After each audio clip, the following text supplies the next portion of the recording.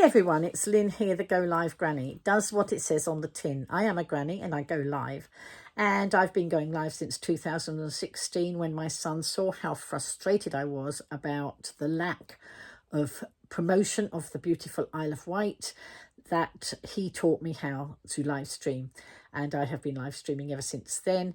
Even through COVID, I found a way to live stream that kept people interested. So here I am voting Green. I've not been a Green voter all my life, and now I am a very strong Green voter. While I've been out and about, I've obviously seen candidates who have been campaigning for the new seat of Isle of Wight East.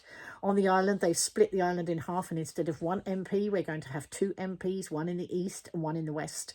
And Vix is driving a very hard campaign and has become the people's champion in the Isle of Wight East primary and East Wight primary.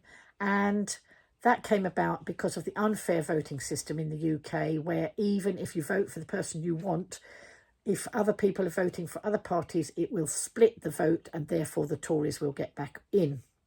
And if you don't want the Tories to get back in, vote tactically. So Vix was crowned the East Wight champion. And if you vote that way and lend her your vote, even if you're with one of the other parties, it will guarantee that we out the Tories.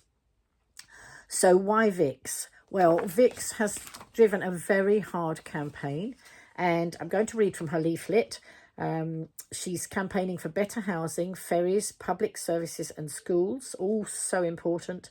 She's wants to protect our coasts, our countryside and access to green spaces.